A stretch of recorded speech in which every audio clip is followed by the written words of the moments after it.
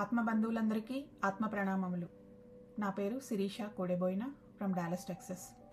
Welcome to PMC USA multilingual and PSSM Swadhyaya book ఛాలెంజ్లో భాగంగా మనం సన్షైన్ బిఫోర్ ద డాన్ నక్షత్ర లోకాలు బై జూడీ సటోరీ బుక్లోంచి 4వ చాప్టర్ తెలుసుకుంటున్నాం. లైరా 3 రోజుల తర్వాత నగరంలోని తన ఇంటికి తిరిగి వచ్చింది ఎసెన్యా. బాగా తాజాతనాన్ని, విశ్రాంతిని పొందింది కాబట్టి కమిటీ మీటింగ్లో కొత్త మానవుని సృష్టి చేయడం గురించి చర్చించడానికి తయారయ్యింది. మీటింగ్ ఆనాటి 2వ డెకాన్ మొదట్లో ఒక దీర్ఘ చతురస్రాకారపు భవనంలో మొదలవబోతోంది. మామూలుగా అయితే ఇంటి నుండి కాన్ఫరెన్స్ జరిగే చోటుకు మిగతా ప్రజలు ఉపయోగించే రవాణా వ్యవస్థ ద్వారానే వచ్చేది ఎసెన్యా. కానీ గ్యాలక్స్ దాడుల వల్ల రవాణా వ్యవస్థ దెబ్బతినడంతో తన స్పేస్ మొబైల్లోనే వచ్చింది. ఆకాశదారులన్నీ ప్రయాణికులతో రద్దీగా ఉన్నాయి. దాంతో ఎసెన్యాకు ఆలస్యమైంది. ముందుగా బయలుదేరినందుకు తనను తాను తిట్టుకుంది ఎసెన్యా.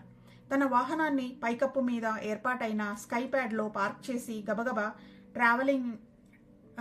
ట్రావెలేటర్లోకి వెళ్ళి మీటింగ్ రూమ్ కోడ్ని మిషన్లో నోట్ చేసింది. బటన్ ప్రెస్ చేసింది. తలుపులు మూసుకున్నాయి. కొన్ని సెకండ్ల పాటు పెద్ద శబ్దం వచ్చింది. ఆమె మీటింగ్ రూముకు చేరింది. గదిలో మొత్తం 10 మంది ఉన్నారు. అందరూ లైరాకు వెళ్ళాలి. అందులో చాలా మంది ఇంతకుముందు లైరాకు వెళ్ళలేదు కాబట్టి వెళ్ళడానికి ఉత్సాహం ప్రదర్శిస్తున్నారు. 5 మగవాళ్లు, 4 స్త్రీలు ఒక టేబుల్ చుట్టూ కూర్చొని చర్చలు జరుపుతున్నారు. లైరాలో అందమైన ఎమరాల్డ్ పచ్చ పర్వతాలు, ఊదారంగు ఆకాశం ఉన్నాయని విన్నాను అని ఒక ఆవిడ అంది. ఆవిడ పేరు క్రిస్టియానా. నీలి కళ్లతో చాలా వరకు ఎప్పుడూ జుట్టును భుజాల మీదుగా వదిలేసి ఉంటుంది. కానీ ఈరోజు మీటింగ్ గౌరవార్థం జుట్టును 2 తాళ్లలాగా, జడలలాగా అల్లి నడినెత్తి మీద గట్టిగా చుట్టింది లైరా పద్ధతిలో. ఎసెన్యాను చూడగానే, హాయ్ ఎసెన్యా, ఈ ప్రాజెక్టులో మేము కూడా భాగస్వాములం అవుతున్నందుకు మాకు ఎంతో ఉత్సాహంగా, ఉద్విగ్నంగా ఉంది. మా జన్యుశాస్త్ర జ్ఞానాన్ని భూలోకవాసులకు ఉపయోగించడం అన్నది మాకు లభించిన గౌరవంగా భావిస్తున్నాము అంది. చిరునవ్వు నవ్వింది ఎసెన్యా. ఆలస్యంగా వచ్చినందుకు క్షమాపణలు చెప్పింది. మన చర్చలను కొనసాగిద్దాము, తెలుసుకోవాల్సింది చాలా ఉంది అంది. మీటింగ్ మొదలైంది. మీ అందరినీ ఈ మీటింగ్కు స్వాగతం. గెలాక్టిక్ కౌన్సిల్ భూమి కోసం కొత్త మానవుని సృష్టి చేయడంలోని అన్ని కోణాలను చర్చించమని మనల్ని అడిగిందని మీ అందరికీ తెలుసు. తరువాత లైరన్స్తో కలిసి ఓ కొత్త భౌతిక జీవిని సృష్టించడానికి గాను మనం పనిచేయాలి. ఈ కొత్త మానవ నిర్మాణ క్రమంలో ప్రస్తుతం స్థానికులైన భూలోకవాసులలోని జన్యు నిర్మాణాన్ని అభివృద్ధి చెందించడము, ఓ ప్రత్యేకమైన క్రమబద్ధీకరించబడిన డిఎన్ఏ సంకేతాన్ని వాళ్లలో పొందుపరిచి భవిష్యత్తులో 12 పోగుల డిఎన్ఏను ఉత్తేజింపచేసుకోగలిగేటట్లు చూడడము. దీనివల్ల వారికి 12 పరిణామాల దిగువ స్థాయి ఉన్నత లోకాలలో ప్రయాణించి జీవించడానికి వీలవుతుంది. మన సిరియన్ జన్యు సంకేతంలో ఇంతవరకు ఈ సామర్థ్యం లేదు కాబట్టి ఇది మనకు కూడా ఎంతో ముఖ్యమైనదో మీకు అర్థమై ఉంటుందనుకుంటున్నాను. భగవంతుని దివ్య సృజనాత్మక శక్తులచే భూమి అత్యున్నతికి ఒక శిక్షణా కేంద్రంగా తయారు చేయబడింది. అదే అర్త్ ఈజ్ స్కూల్ రూమ్ అంటాం కదా, అదే. అంతేకాకుండా చైతన్యం పరిణామం చెందడానికి కూడా ఉపయోగపడుతుంది. ఆత్మలు భౌతిక రూపంలో జన్మించి జ్ఞానాన్ని పొందడానికే కాకుండా తమ మీద తాము ఆధిపత్యం సాధించడానికి భూగ్రహం అనువైనది. మన గెలాక్టిక్ ఫెడరేషన్లోని నక్షత్ర జాతులన్నీ మనల్ని బలవంతులుగా, భగవంతునితో అనుసంధానకులుగా ఉంచడానికి కారణమైన మన శక్తులను, గుణాలను ఈ కొత్త మానవుని ఇవ్వడానికి కౌన్సిల్ నిర్ణయించింది. దానితో భూలోక వాసుల చైతన్యం, ఎరుక పెంపొందుతాయి. చీకటి శక్తుల మీద విజయాన్ని సాధిస్తారు అంటూ ఏ నక్షత్ర జాతి సరికొత్త భూలోక మానవుడికి ఏ గుణాలు, శక్తులు దారాదత్తం చేయబోతోందో వివరంగా చెప్పింది ఎసెన్యా. సుదూర భవిష్యత్తులో ఒకరోజు భూగ్రహం 3వ పరిణామపు కాంతి నుండి 5వ పరిణామపు కాంతి చట్రంలోకి అధిరోహిస్తుంది. ఆ సమయానికి భూమి అధిరోహించడానికి తో పాటు భూలోక వాసులు కూడా అధిరోహణకు సన్నద్ధం అవుతారు. అధిరోహణ అంటే ఎసెన్షన్. 3rd డైమెన్షన్ నుండి 5th డైమెన్షన్కి అర్త్ అనేది ఎసెండ్ అవుతుంది. దాంతోపాటు భూలోకవాసులు హ్యూమన్స్ కూడా 5th డైమెన్షన్కి ఎసెండ్ అవుతున్నారు. మనతో పాటు ఉన్నత తలాల్లోకి అధిరోహించాలంటే దానికి తగిన జన్యు సామర్థ్యం వారు కలిగి ఉండాలి. భగవంతుని స్ఫులింగం వారు తమలో కలిగి ఉండాలి. స్ఫులింగం అంటే అర్ధనారీశ్వర తత్వం, both combination of male and female energy. భూమి థర్డ్ డైమెన్షన్ పడిపోయినప్పుడు భూమి మీది స్థానికుల జన్యు చట్రం పాడైపోయింది. దానిని మనం సరిచేయాలి. అంతేకాకుండా ప్రస్తుత DNA సామర్థ్యాన్ని పెంచాలి. అప్పుడే ఏదో ఒక రోజు వాళ్ళు తమ పరిధులు దాటి ప్రయాణించగలుగుతారు. ఒక క్షణం ఆగి అందరినీ కలే చూసింది ఎసేన్య. వాళ్ళంతా శ్రద్ధగా ప్రతి మాట ఆలకిస్తున్నారు. సరికొత్త మానవ సృష్టికి ఇది ఒక కారణం. అయితే ఇంకొక కారణం కూడా ఉన్నది. మనమంతా ఈ దిగువ స్థాయి కాంతి లోకాలలోని వాళ్ళం. ఒకే భగవంతుని చేత సృష్టించబడ్డాము. మనమంతా సమానంగా సృష్టి చేయబడ్డాము. స్థానికులైన భూలోకవాసులు కూడా ఈ రకంగానే సృష్టి చేయబడ్డారు. అయితే ఉన్నత స్వర్గ లోకాలలో దేవదూతలు తిరుగుబాట్ల వల్ల భూమి మీదకు పడిపోయిన కొంతమంది దేవదూతలు స్థానిక భూలోకవాసులను పాడు చేశారు. వీళ్ళని ఫాలెన్ ఏంజల్స్ అంటారు కదా, సో ఆర్ ఇల్యూమినాటి అనుకోవచ్చు. మానవులు చైతన్యం దిగజారిపోయినప్పుడు భూమి మీద తక్కువ స్థాయి కాంతి ప్రకంపనాలు ఏర్పడ్డాయి. అందువల్ల భూమి చిక్కటి 3వ పరిణామ స్థాయికి పడిపోయింది. దాంతో భూలోకవాసులు అంతం లేని జన్మ పరంపరలో చిక్కుకొని అనుభవాలు పొందుతూ వారిలోని సత్యాన్ని గ్రహించలేక దారి తెలుసుకోలేకపోయారు. వారికి ప్రేమ అంటే ఏమిటో తెలియకుండా పోయింది. వాళ్లకు కాంతితో తమను తాము స్వస్థత పరచుకోవడం తెలియదు. గెలాక్టిక్ కౌన్సిల్ ఎలోహింను, దేవుడి సృష్టికారక శక్తులు సంప్రదించి మన సామర్థ్యాలను ఉపయోగించి భూలోక వాసులకు సహాయపడి చైతన్యం పెంపొందేలా చూడాలి. భూలోక వాసులు ఈ విధమైన సంసిద్ధత పొందగానే వారు తమ అసలు ఇల్లు అయిన నక్షత్ర లోకాలకు దారి తెలుసుకుంటారు. ఈ సరికొత్త మానవజాతి 12 పోగుల DNA సామర్థ్యాన్ని కలిగి ఉండి కాలక్రమంలో భూమి 5వ పరిణామంలోనికి వచ్చినప్పుడు భూలోక వాసులు కూడా సరి అయిన సమయంలో నక్షత్ర మండలం అంతటా అభివృద్ధి చెందగలుగుతారు. ఏదో ఒక రోజు వారి జన్యు సామర్థ్యంతో 12వ దిగువ స్థాయి కాంతి లోకాలలోనూ శరీరాలు ధరించి జీవించగలుగుతారు. మన సిరియన్ జన్యు నిర్మాణం ప్రకారం ఇతర పరిధులలోని వాళ్లతో మన వివాహాలు చేసుకోలేం. లైరాకు వెళ్లాలన్నా మన భౌతిక శరీరాలకు కష్టంతో కూడుకున్న పని. కొంతకాలం వరకు కూడా తట్టుకోవడం కష్టం. కాబట్టి మనం లైరాకు వెళ్ళడానికి ముందు మన శరీరాలను సన్నద్ధంగా చేసుకోవాలి. లైరా వాళ్లతో కలిసి మన వంటి కొత్త మానవుని సృష్టి చేయాలి. లైరా స్త్రీలు స్వప్నావస్థ ప్రోగులను అల్లుతారు. దాంతో భగవంతుడి సృష్టికారక శక్తులైన ఎలోహిం యొక్క శక్తి పదాల ద్వారా మానవ సృష్టికి మార్గం సుగమనం అవుతుంది. ఈ అల్లికను ఎలా అల్లాలి అన్నది మనం నిర్ణయిస్తాము. అలాగే కాంతి, శబ్దము, ప్రకంపన శక్తులు, లైట్, సౌండ్ అండ్ వైబ్రేషన్ నిర్మాణాల అమరికను క్రమబద్ధీకరిస్తాయి. కాబట్టి ఇవన్నీ కలిసి పనిచేసే కొత్త మానవుడి భౌతిక శరీరాన్ని సృష్టిస్తాయి. సరి అయిన DNA నిర్మాణము, అమినో యాసిడ్ల అమరిక ఎలా ఉండాలో కూడా మనమే నిర్ణయిస్తాము. దాంతో సరికొత్త మానవ సృష్టికి అనుగుణ్యమైన భౌతిక శరీరం సృష్టి జరుగుతోంది. మన మీద పెద్ద బాధ్యతే ఉంది.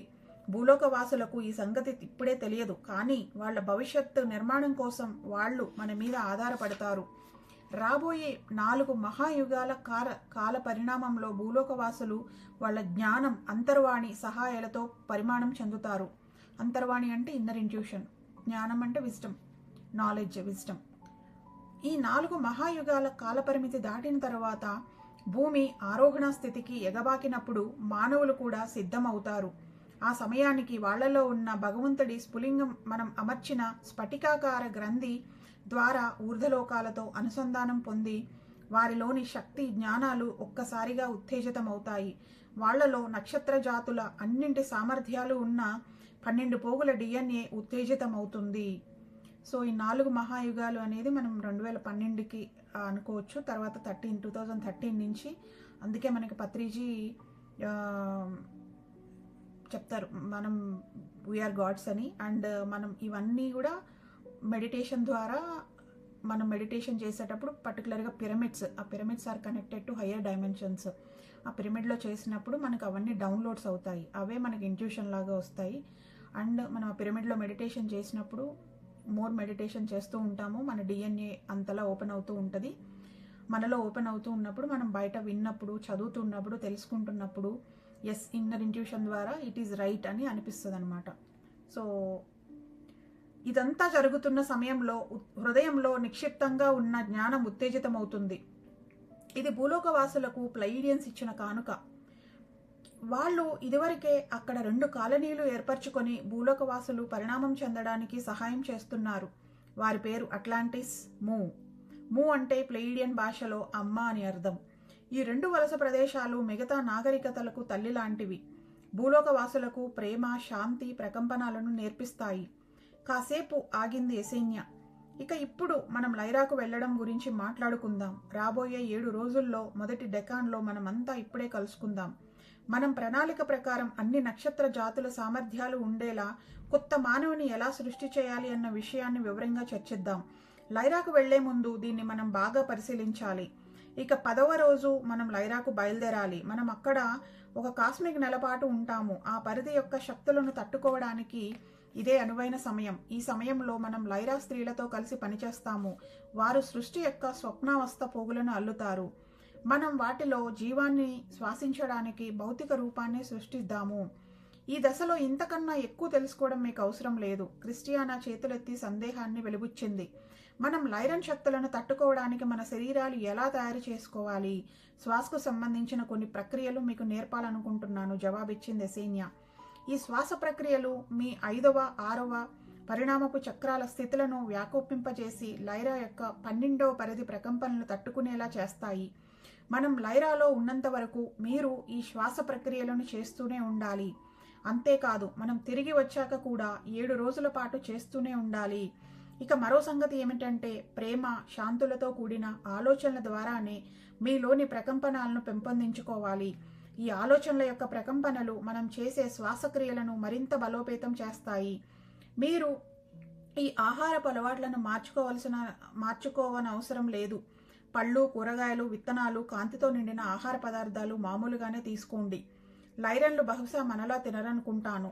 వాళ్ళు శ్వాస ద్వారా, చర్మం ద్వారా వాళ్లకు కావలసిన పోషణను పొందుతారు. కాబట్టి మనం మనతో కొన్ని ఆహార పదార్థాలు కూడా తీసుకువెళదాం, చెప్పడం ఆపింది ఎసేన్య. ఆ గ్రూపులోని యువకుడు రాయ్ ఏదో అడగాలన్నట్లు చెయ్యెత్తి ఎత్తాడు. ఈ మార్పులన్నీ కొత్త మానవుడిలో ఎలా చొప్పించగలము? మీరు చెప్పారు భూలోకవాసులలో దివ్యత్వము తాలూకు స్ఫులింగం లేదు అని. మరి భగవంతుని తాలూకు ఆ వెలుగును వాళ్లలో ఎలా తీసుకురాగలం? ఎసేన్య ఆ యువకుడి కేసి చూసింది. చాలా మంచి ప్రశ్న అడిగారు రాయ్. దీనికి సమాధానం ఎలోహిం. ఎలోహిం అంటే దేవుని సృష్టికారక శక్తులను కలిగి ఉన్న జీవులు మాత్రమే చెప్పగలరు. కానీ అంటారిస్లో జరిగిన మీటింగ్లో కొందరు వెలుబుచ్చిన అభిప్రాయం ఏమిటంటే, సరికొత్త మానవుడి మెదడులో అందరిలాగానే స్ఫటికాకార గ్రంథి అమరిస్తే ఆనందరికీ ఈ క్రింది స్థాయి 12 కాంతిలోకాల జీవులందరితోనూ సంబంధం ఏర్పడుతుంది. మనమంతా సంబంధంలో ఉన్నాం కదా. అదే మన సిరియన్ టెలిపతిక్గా ఒకరికొకరు అనుసంధానించబడుతూ మన జాతితో మింటక అంటే ఒరియన్ నక్షత్ర మండలంలో ఒక నక్షత్రంలోని మన సృష్టికర్తలతో, దేవదూతల తలంలోని వాళ్లతో అనుసంధానం అవ్వగలుగుతాం కదా. అలాగే ఈ భూమానవులు కూడా ఈ స్ఫటికాకార గ్రంథిని అమర్చితే వాళ్లకు ఇది సాధ్యమవుతుంది. ఈ గ్రంథి ద్వారానే మనము ఇతర నక్షత్ర జాతులు భూలోక వాసులతో సంబంధం పెట్టుకొని వారు పూర్తిగా సన్నద్ధమయ్యే వరకు నిర్దేశకత్వం చేయగలుగుతాము. ఈ స్ఫటికాకార గ్రంథిని గాడ్ కోడ్ అని కూడా అంటారు. చాలా నేమ్స్ ఉన్నాయి, ఒక్కొక్క రిలీజియస్లో ఒక్కొక్క నేమ్ యూజ్ చేస్తారు దీన్ని. ఇంకేమి ప్రశ్నలు లేకపోతే మీ మీటింగ్ను ముగించి రేపు మళ్ళీ కలుద్దాం. కానీ మీరు వెళ్లే ముందు శ్వాస ప్రక్రియలను మీకు నేర్పాలనుకుంటున్నాను. ఇప్పుడు తినడానికి కాస్త విరామం తీసుకుని శ్వాస ప్రక్రియలు నేర్చుకుందాం. సమూహం అంతా లేచి నిలబడింది. యువకుడైన రాయ్ ఎసేన్యాను మిగతా వాళ్లతో తనతో భోజనానికి పిలిచాడు. వాళ్ళంతా కలిసి ట్రావెలేటర్ ఒక చోటు నుండి మరో చోటు తీసుకెళ్లే దాంట్లోకి వెళ్లవలసిన ప్రదేశం యొక్క సంకేతాన్ని పించేశారు. పెద్ద శబ్దంతో ఒక పెద్ద వీధిలోకి తలుపులు తెరుచుకున్నాయి. ఆ వీధిలో విశాలమైన రహదారులు, పెద్ద చెట్లు ఉన్నాయి. ఒక పెద్ద ఆకుపచ్చని ప్రదేశం నగరం మధ్యలో ఉండి ఎన్నో ఓపెన్ ఎయిర్ రెస్టారెంట్లతోనూ అంతటా ఉన్నాయి. ఆ ప్రదేశంలో ఒక్క వాహనం కూడా లేదు. సిరియన్స్ మాస్ ట్రాన్సిల్స్ అందరి కోసం ఉపయోగించే రవాణా వ్యవస్థ ద్వారా కానీ లేక వారి స్వంత స్పేస్ మొబైల్స్లో కానీ ఆకాశ మార్గంలో వస్తారు. చాలా ఆహ్లాదంగా, ప్రశాంతంగా గార్డెన్ అంతా జనంతో నిండి ఉండి మాటలు, నవ్వులు, నడకలతో నిండి ఉంది. ఎసేన్య, రాయ్, మిగతా వాళ్ళు ఓ చిన్న కేఫ్ దగ్గర తిన్నారు. ఆనందంగా, విశ్రాంతిగా లైరాకు చేయబోయే ప్రయాణం గురించి మాట్లాడుకున్నారు. అక్కడి ప్రజలు ఎలా ఉంటారని అనుకుంటున్నారు? అడిగింది ఓ సభ్యురాలు. ఆమె పేరు ఆసియా. అక్కడున్న అందరిలోకి వయసులో చిన్నది. జన్యు నమూనాలు చేయడంలో ఎంతో నిపుణురాలు.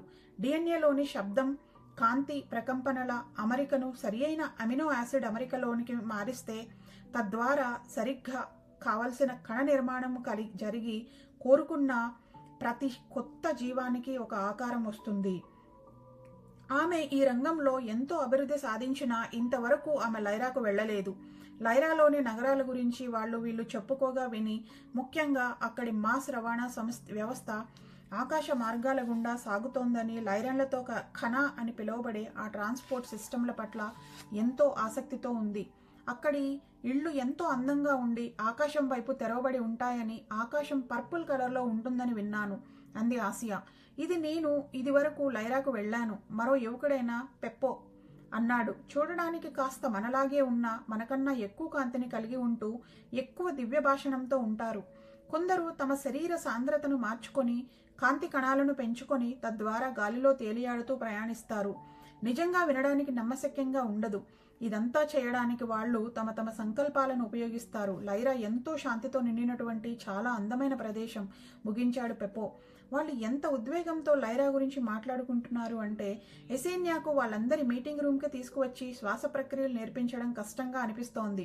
ఆ బృందంలోని అందరూ జన్యు నమూనాల రూపకల్పనలోనూ ఇంజనీరింగ్లోనూ ఎంతో నిష్ణాతులు. సృష్టి చేసే స్వప్నావస్థ అల్లికలను భగవంతుని సృష్టికారక శక్తులైన ఎలోహిం నుండి అందుకున్న లైరన్ స్త్రీల ద్వారా ఈ అల్లికలలోని శబ్దము, కాంతి, ప్రకంపనల డిఎన్ఏ సంకేతాన్ని న్యూక్లిక్ యాసిడ్ సంకేతంగా క్రమబద్ధీకరించి తద్వారా కొత్త జీవన రూపాలను సృష్టి చేస్తారు. బృందంలోని ప్రతి ఒక్కరూ వారి వారి ప్రత్యేకతలను ఉపయోగించి ఈ పనిని పూర్తి చేయగల సమర్థులు. ఒక్కసారి బృందం లైరాను చేరుకుంటే వారి పని ఎలోహిం నుండి పదాలను, లైరా స్త్రీలు అల్లిన స్వప్నాల ప్రోగులను తీసుకుని ఓ కొత్త డిఎన్ఏ నిర్మాణాన్ని రచించి సరికొత్త మానవజాతి కోసం సిద్ధం చేయడం. ఈ సరికొత్త మానవజాతి జన్యు ప్రణాళిక భగవంతుని దివ్య స్ఫులింగాన్ని కలిగి ఉంటుంది. అంతేకాకుండా సరికొత్త ఉన్నత స్థితులలోకి ఎగబ్రాకి 12 పోగుల డిఎన్ఏను ఉత్తేజితం చేసుకోవడానికి సామర్థ్యం కలిగి ఉంటుంది. ఒకరోజు ఒక సామర్థ్యాల వల్ల మనిషి 5వ పరిణామం సైతం అధిరోహించగలుగుతాడు. అలాగే క్రమేణా ఏదో ఒక రోజు బాగా పరిణామం చెంది 12వ పరిణామానికి చెందిన లైరాకు సైతం వెళ్ళగలుగుతాడు. అన్ని నక్షత్ర జాతుల సభ్యులు భూమి మీద మానవ జన్మలు తీసుకొని ఈ బహుమానంతో ఏదో ఒక రోజు లైరాకు తిరిగి వస్తారు. ఆ తరువాత లైరాలోని నక్షత్ర ద్వారం ద్వారా ఉన్నత కాంతి లోకాలలో మార్గాన్ని తెలుసుకొని చివరకు భగవంతుని చేరతారు. ఇది జీవితం యొక్క అసలైన ఉద్దేశం. ముందు వేరుపడి తర్వాత ఉన్న ఒకే ఒక ఏకత్వంలో సంపూర్ణత్వంతో కలవడం. ఈ దారిలో ఆత్మ అనుభవాల జ్ఞానాన్ని పొందుతుంది. ఈ అనుభవాల జ్ఞానం ఉన్నత కాంతి లోకాలలో పొందడం అసంభవం. ఎసేన్యా అందరికీ శ్వాస ప్రక్రియలు నేర్పించింది. లైరాకు వెళ్లే లోపల అందరి శరీరాలలోనూ చక్రాల స్థితి శక్తితో వ్యాకోచం చెంది శరీరంలోని కణాలన్నీ శక్తివంతంగా ఉండాలి. ఈ శ్వాస ప్రక్రియల వల్ల పొందిన శక్తితో వారు 5వ 6వ పరిణామాల స్థాయి నుండి కొంతవరకు 12వ స్థాయికి సరిపడేలా సామర్థ్యాన్ని పెంచుకుంటారు. ఈలోగా వారు వెళ్లిన పని పూర్తి చేయగలుగుతారు. ఈ ప్రక్రియలన్నీ పూర్తి అయ్యేసరికి వాళ్ళు బాగా అలసిపోయి ఇంకా ఇళ్లకు వెళ్లి విశ్రాంతి తీసుకోవాలనుకుంటున్నారు. ప్రతిరోజు ప్రతి డెకాన్కు ఒక్కొక్కసారి చొప్పున 3 సార్లు వీటిని సాధన చేయాలి అంది ఎసేన్యా. మనం అంతా కలిసినప్పుడే కాకుండా ఒంటరిగా కూడా మీరు సాధన చేసి మీ శరీరాలను మన ప్రయాణానికి సిద్ధం చేసుకోవడం చాలా ముఖ్యమంది. తరువాత 7 రోజులు అందరూ కలిసి తమ ముందున్న బృహత్ కార్యం గురించి ఎన్నోసార్లు చర్చించారు. ప్రతి విషయాన్ని, నక్షత్ర జాతులన్నింటినీ సామర్థ్యాలను ఒక్కొక్కటి మానవ సృష్టిలో ఎలా చొప్పించాలి అన్న అంశాన్ని అధికంగా చర్చించారు. ఇక ప్రయాణానికి 2 రోజుల ముందు నుంచి ఎవ్వరూ కలవలేదు. అందరూ విడివిడిగా తమ తమ ప్రయాణ సన్నాహాల్లో మునిగిపోయారు. చివరికి అందరూ సిద్ధం అయిపోయారు. ఇక ఆ ముందు రోజు రాత్రి వాళ్ళని అభినందించడానికి, సాగనంపడానికి సిరియన్ కౌన్సిల్ వాళ్ళందరూ విందు ఏర్పాటు చేసింది. ఎసేన్యా వాళ్ళ నాన్న అసేమియస్ మిగతా సిరియన్ సభ్యులతో కలిసి నిలబడి ఉన్నారు. లైరాకు వెళ్లే ఈ 10 మంది యువతీ యువకులకేసి చిరునవ్వుతో చూశాడు. మీ ప్రయాణం భగవంతుడి వేగాన్ని అందుకోవాలని మనసారా ఆకాంక్షిస్తున్నాను. మీరు లైరా నుండి తిరిగి వచ్చినప్పుడు మేమంతా మిమ్మల్ని అభినందించడానికి సిద్ధంగా ఉంటాము. మా ప్రేమతో మిమ్మల్ని ఆశీర్వదిస్తూ మా కృతజ్ఞతలను మీకు తెలుపుకుంటున్నాము అన్నాడు అసేమియస్. ఎసేన్యాకు చటుక్కున కళ్ళు నీళ్లతో నిండాయి. వాటిని రెప్పల మాటను దాచుకుంది. హఠాత్తుగా ఆమెకు మోస్టేనియా గుర్తుకు వచ్చాడు. అక్కడ అతన్ని చూస్తానా అనుకుంది. లైరాలో వాళ్ల మధ్య ఏం జరగబోతోంది? చేయవలసిందంతా చాలా ఉంది. ఇదేమీ విహారయాత్ర కాదు. ఆ పొడవైన లైరావాసి తాను ప్రేమించిన వ్యక్తి గుర్తుకు రాగానే గుండె వేగంగా కొట్టుకుంది. బుగ్గలలోకి పాకిన గులాబీ రంగు ఇతరులు గమనించకుండా జాగ్రత్త పడింది. సిరియన్ కౌన్సిల్ సభ్యులు ఇస్తున్న సందేశాల మీద దృష్టి పెట్టింది. ఇక ఇంటికి వెళ్ళి సర్దుకోవాల్సిన ఇంకా ఉన్నాయి కదా అనుకుంది. విందు ముగిసింది. అందరూ వెళ్ళిపోయారు. ఆ మరుసటి రోజు రెండో డెకాన్ మొదట్లో బృందం సభ్యులందరూ ట్రాన్స్పోర్టర్ సిస్టమ్ ముందున్నారు. వీడ్కోలు చెప్పడానికి ఎందరో వచ్చారు. వారికి వీడ్కోలు చెప్పి అందరూ లోపలికి వెళ్ళిపోయారు. తలుపులు మూసుకున్నాయి. డయల్ మీద లైరా సంకేతాన్ని నొక్కారు. అంతా నిశ్చలంగా ఉండిపోయారు. ఆ తర్వాత ట్రాన్స్పోర్టర్ సిస్టమ్ ఖాళీ అయింది. వాళ్ళు వెళ్ళిపోయారు. ఓకే ఫ్రెండ్స్, ఇక్కడితో ఈ లైరా చాప్టర్ అయిపోయింది. సో దీంట్లో మెన్షన్ చేసినట్లు మనం పత్రిజీ మ్యూజిక్ మనకి మెడిటేషన్ కోసం మ్యూజిక్ ఇంక్లూడ్ చేసింది. అందుకే దానివల్ల మన లోపలే మన డిఎన్ఏ స్టాండ్స్ మన డిఎన్ఏని ఓపెన్ అవుతూ ఉంటుంది. ఒక్కొక్క ఇన్స్ట్రుమెంట్ ఒక్కొక్క నర్వ్ సిస్టమ్ మీద ఇంపాక్ట్ ఉంటుంది. So music plus meditation. Thank you friends, thank you all for listening to me. Please ఈ వీడియోని లైక్ చేయండి, షేర్ చేయండి, కామెంట్ చేయండి and subscribe to PMC USA Multilingual. Thank you all for listening to me.